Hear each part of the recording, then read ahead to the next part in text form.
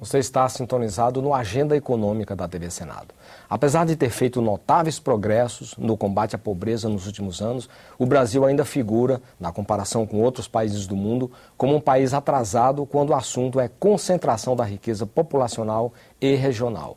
Mesmo na América Latina, o Brasil encontra-se no quesito que mede níveis de concentração de renda atrás de países como Chile, Colômbia, Guatemala, Argentina e Venezuela. O dado positivo, contudo, é que o Brasil não está parado e tem conseguido não somente reduzir os níveis de pobreza, como também deflagrar um movimento notável de ascensão de classes sociais. O combate à pobreza e a ascensão das classes sociais são os principais pontos que serão analisados hoje pelo Agenda Econômica. O nosso entrevistado é o professor Márcio Postman, presidente do Instituto de Pesquisa Econômica Aplicada, o IPEA. Participa dessa entrevista o jornalista Davi Meric. Professor Postman, muito obrigado pela sua presença nos estúdios da TV Senado. Eu que agradeço a oportunidade. Estamos aqui com um bom debate. Muito bem. Vamos começar com esse panorama do como é que o Brasil está no mundo, né, segundo o Programa das Nações Unidas para o Desenvolvimento, PNUD, né, que é um organismo da ONU. Fez os últimos cálculos relativos ainda a 2006 e que coloca o seguinte: no grupo, explicando que o coeficiente de Gini multiplicado por 100, ele dá uma escala de 0 a 100, sendo que quanto mais próximo de 100, maior a desigualdade na distribuição de renda, e quanto mais próximo de 0, melhor a distribuição de renda.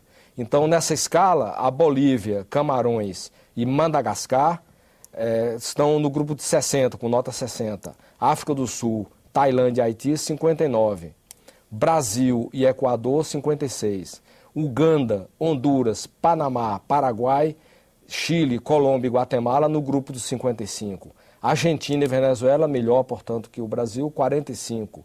E Portugal, que é um país é um país pobre da Europa, considerado ainda um pouco fraco em termos de distribuição de renda, mas mesmo assim está com 41, uma posição bem melhor que a do Brasil. Os países desenvolvidos, de um modo geral, ficam na faixa de 23 a 40 nesse coeficiente de Gini multiplicado por 100. Eu lhe perguntaria, o que é que o senhor comenta a respeito desse quadro? Vou começar por dois esclarecimentos técnicos. Né? O primeiro é que o índice de Gini é usualmente utilizado para medir as desigualdades de renda pessoal. Então, essas informações aqui basicamente referem-se à renda, ao fluxo de renda. Não está sendo considerado, por exemplo, o estoque de riqueza, o patrimônio. Não é? De maneira geral, há uma enorme dificuldade de se capturar, por exemplo, rendas advindas da propriedade. Propriedade da terra, lucros, juros, aluguéis. Há uma dificuldade de capturar pelas pesquisas da forma que são feitas, é uma dificuldade não somente no Brasil. Então, nós estamos aqui considerando, fundamentalmente, renda do trabalho ou de políticas voltadas a políticas públicas. Né? Segundo esclarecimento é que essas informações que a ONU produz e divulga são um pouco diferentes das informações geradas aqui internamente pelo IBGE. E elas são diferentes. A metodologia difere? Há uma diferença, uma discrepância, porque se nós utilizarmos como referência os dados gerados pelo IBGE, o indicador de desigualdade é um pouco menor do que esse apresentado. Ele é maior apresentado pelas Nações Unidas, porque há um processo de imputação de renda, ou seja, se define uma renda para segmentos que não declararam renda. E geralmente parte da hipótese de que os segmentos que não declararam renda seriam os segmentos de maior renda.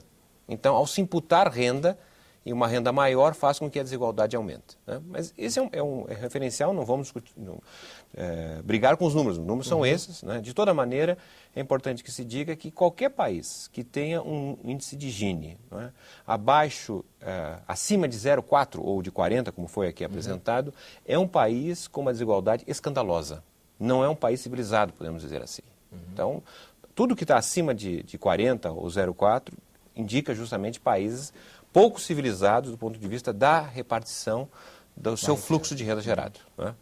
Bem, então, feito esse esclarecimento, eu gostaria de entrar, então, no contexto brasileiro. O Brasil é um dos poucos países, no atual momento, nessa primeira década do século XXI, que está conseguindo, concomitantemente, reduzir pobreza e desigualdade.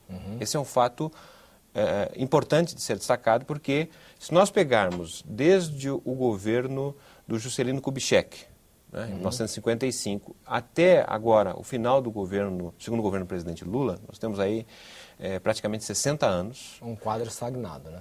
Um quadro, não estagnado, de profunda alteração. Vou lhe dizer, a primeira vez que nós conseguimos medir renda, em 1960, que o IBGE, então, conseguiu obter o primeiro indicador de Gini, que naquele momento foi 0,49 ou 49, se você quiser. 0,49, que a gente trabalha de 0 a 1. Isso em 1960. 1960, tá certo? Então, nós tivemos, de 1960 a 1980, um período em que o Brasil cresceu muito. Era quase o que é a China hoje, forte crescimento econômico.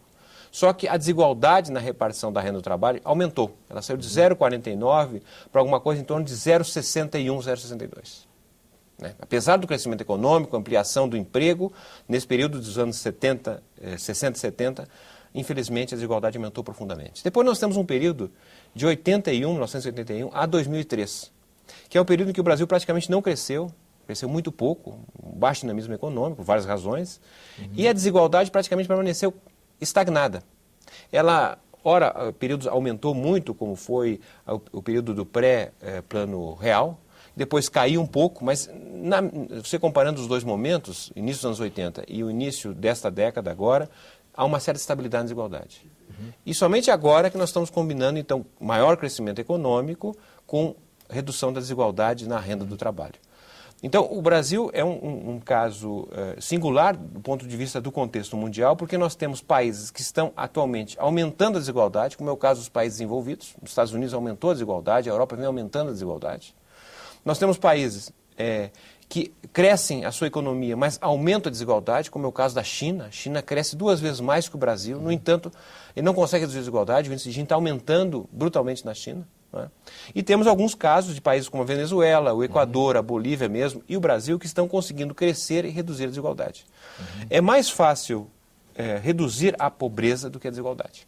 A desigualdade vai certamente colocar para o governo brasileiro como um todo a necessidade de nós transitarmos de políticas de distribuição de renda para políticas de repartição da renda, de redistribuição da renda. O que são políticas de distribuição da renda? Políticas como Bolsa Família, por exemplo, né? É uma política que distribui a renda a partir da forma com que ela entrou no cofre do governo, no orçamento do governo. Certo? Política de redistribuição da renda não é apenas distribuir melhor a renda oferida pelo governo, mas é melhor arrecadar o recurso. Porque o que acontece no Brasil é que são os pobres que mais pagam impostos. Você tem um sistema tributário regressivo. Né? Exatamente. Então, nós precisaríamos avançar para reduzir mais rapidamente a desigualdade do ponto de vista da política tributária. Suavizar a tributação sobre a base da pirâmide social e ampliar, na medida do possível, para os segmentos de maior renda, porque os segmentos de maior renda pagam muito pouco quando não pagam impostos. Então, é preciso combinar essas duas ações, além do crescimento econômico, para que o Brasil pudesse reduzir mais rapidamente a desigualdade. É bastante provável que o índice de Gini, pelo cálculo do IBGE, em 2010, nós vamos saber somente em 2011, quando tiver a PNAD, mas a Pesquisa Nacional para a Amostra do Homicídio, mas possivelmente em 2011, o índice de Gini brasileiro será equivalente ao que for em 1960. 49. Na opinião do senhor, o que está contribuindo decisivamente para alterar um cálculo que ainda não está fechado, esse índice de Gini? Por exemplo, você fala que houve uma ascensão de 35 milhões de pessoas para a chamada classe C. Isso realmente traz um impacto na alteração desse índice? Ou Bolsa Família, Bolsa Escola, como o senhor avalia isso? Não, o primeiro elemento a ser ressaltado é o próprio crescimento da renda. Não é como se nós estivéssemos falando aqui da teoria da laranja, quer dizer, os gomos já estão repartidos, as partes são repartidas. É muito difícil tirar a renda de um e passar para outro. Quando a economia cresce, amplia a renda, fica mais fácil todos crescerem, só que uns crescem mais que os outros. E o que nós temos observado é que com a ampliação do crescimento econômico se tornou relativamente mais fácil redistribuir a renda. Agora, essa redistribuição só vai ocorrer se houver políticas voltadas para essa melhor redistribuição. Não há dúvida nesse sentido que políticas de elevação do valor real do salário mínimo foi muito importante, especialmente para os 50%, 40% mais pobres do Brasil, que são as pessoas que estão no mercado de trabalho e dependem do salário mínimo para a elevação da sua renda. Mas também não temos dúvida que as políticas da previdência social, da assistência social, são muito importantes para garantir renda melhor para os inativos, os que não estão mais trabalhando, como as pessoas de mais idade, como também aqueles que já estão por muito tempo fora do mercado de trabalho, devido a uma série de razões, que são pessoas que sobrevivem numa situação de miséria. Nesse sentido, programas focados como Bolsa Família são absolutamente necessários para apoiar esses segmentos.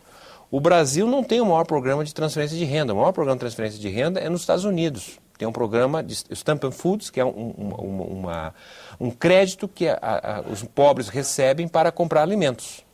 Nos Estados Unidos, o país mais rico do mundo.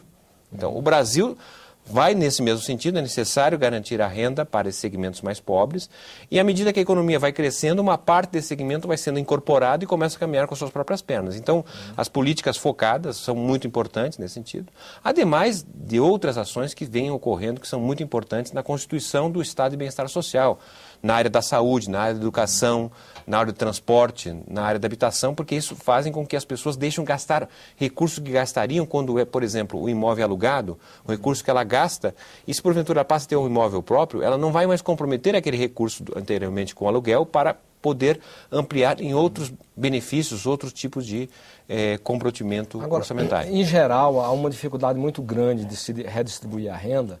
E a gente nota vários países que tentam, anunciam certas políticas, e quando você vai medir o coeficiente de Gini, vê que o problema não foi resolvido, está estagnado.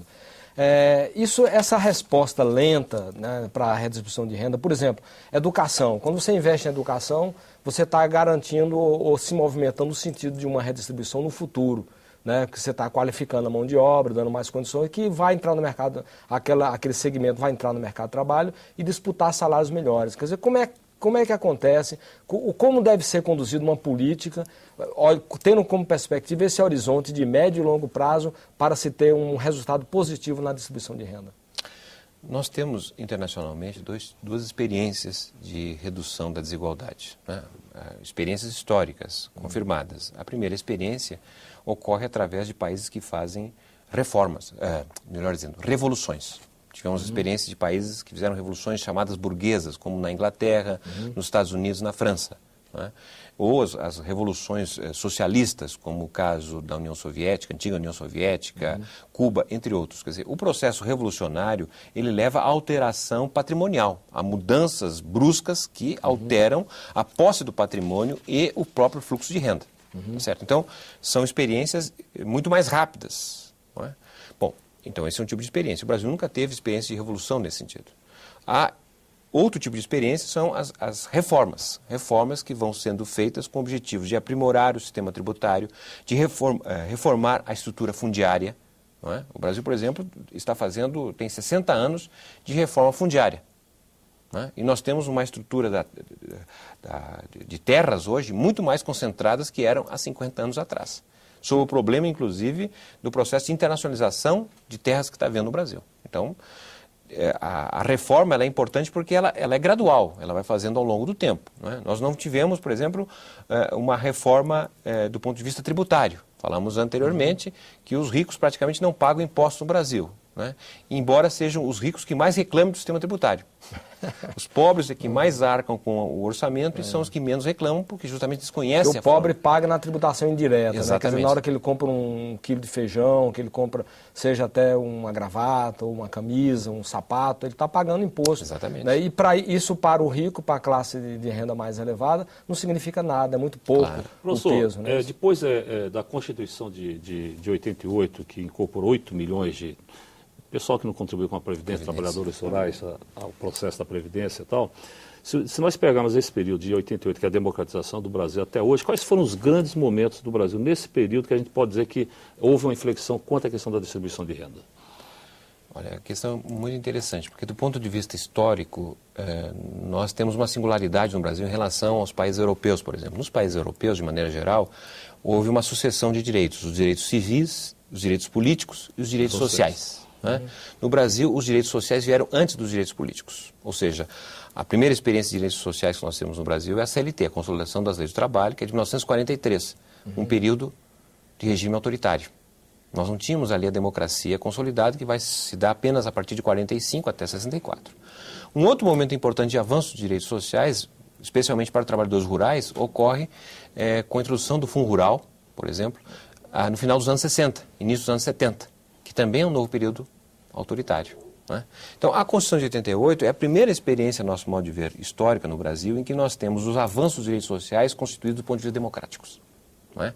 E a Constituição de 88 foi fundamental para estabelecer os grandes complexos do estado de bem-estar social brasileiro. Nós temos um sistema previdenciário fantástico no Brasil, é um dos maiores países em termos de transferência de benefícios no mundo. Não há nada parecido, dado a complexidade e a quantidade de pessoas que recebem a todo mês um recurso. Né? Nós temos um sistema de saúde, Sistema Único de Saúde, que é um sistema também fantástico, um país que não é desenvolvido, como é o caso brasileiro, com 4% de recursos que equivalem ao PIB, nós giramos uma máquina de atendimento para o país como um todo. Os Estados Unidos comprometem 18% do seu PIB no sistema de saúde. E lá há entre 50 a 60 milhões de pessoas que estão de fora. Então, nós fomos criando os complexos de proteção social, promoção social, a partir da Constituição de 88, sua regulamentação ao longo dos anos 90. E hoje, pelo crescimento econômico, foi possível também transferir mais recursos para que essas políticas pudessem ter uma ação muito mais significativa. A educação, que foi lembrada anteriormente, a educação ela é um elemento fundamental para romper com a chamada pobreza intergeracional, que faz com que o filho pobre continuaria pobre porque o pai era pobre e não teve educação. Na medida em que se eleve o nível de escolaridade, que o país cresça e gerem oportunidades de emprego, as pessoas com maior escolaridade poderão ascender em termos ocupacionais. Mas a educação é, na verdade, um empreendimento que leva